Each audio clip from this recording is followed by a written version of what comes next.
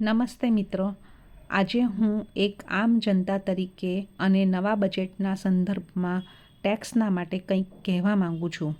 એક આમ જનતા તરીકે મને એવો અનુભવ થાય છે કે જાણે હું ટેક્સ ભરી રહી છું એટલે હું ગુનેગાર છું. હા, કારણ કે સરકારની અનગિનત યોજનાઓ છે, એ કોઈ પણ યોજનામાં મારું નામ દેખાતું નથી. જેમ કે મા કાર્ડ હોય, આયુષ્યમાન કાર્ડ હોય, ખેતીની જમીનની સહાય હોય કે વિધવા સહાય હોય કે અન્ય લોનની સહાય હોય, એમાં આ બધી જ યોજનાના લિસ્ટમાં મારું નામ દેખાતું નથી. કારણ કે હું ટેક્સ ભરું છું. એટલે જ મિત્રો એવો અનુભવ થાય છે કે હું ટેક્સ ભરું છું એટલે કદાચ હું ગુનેગાર છું. અને બીજી વસ્તુ એ કે કોઈ પણ સરકારી કામ માટે મારે લાંબી કતારોમાં ઊભું રહેવું પડે છે, કારણ કે હું ટેક્સ ભરું છું. એટલે મને કોઈ સ્પેશિયલ સુવિધા કે કોઈ સ્પેશિયલ ફેસિલિટી નથી.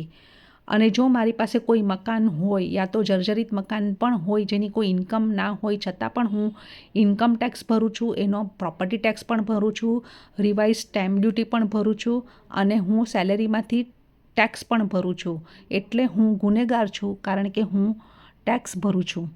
બીજી વસ્તુ એ કે જ્યારે પણ પ્રાઇવેટ ઓફિસોમાં જોબ હોય અને અમે ટેક્સ તો ભરતા જ હોઈએ છીએ, સેલરી ટેક્સ, અને જો અચાનક નોકરી નીકળી જાય તો સરકાર પાસે કોઈ ઇતિહાસ કે કોઈ રેકોર્ડ ખરો કે અમે ટેક્સ ભર્યો છે? અને જો નોકરી નીકળી જાય તો અમારી પાસે સરકારની કોઈ ફેસિલિટી કે કોઈ સિક્યુરિટી નથી. અને એક સિંગલ પેરેન્ટિંગ વુમન તરીકે પણ એક રિક્વેસ્ટ છે સરકારને કે જે ટેક્સ ભરતી વુમનો છે એના માટે કોઈ સ્પેશિયલ સહાય મળે, કારણ કે જેટલી પણ સહાયો છે એ ટેક્સ ભરવા લોકો માટે નથી. તો શું ટેક્સ ભરવો એક ગુનો છે? ટેક્સ ભરવો એક ગુનેગાર છીએ કે અમારું કોઈ પણ સુવિધા કે કોઈ પણ સરકારી યોજનાઓમાં અમારું નામ નથી? તો નવા બજેટમાં સરકારને એટલી જ રિક્વેસ્ટ છે કે ટેક્સ ભરનારો માટે કંઈક સ્પેશિયલ સુવિધા કે સ્પેશિયલ ફેસિલિટી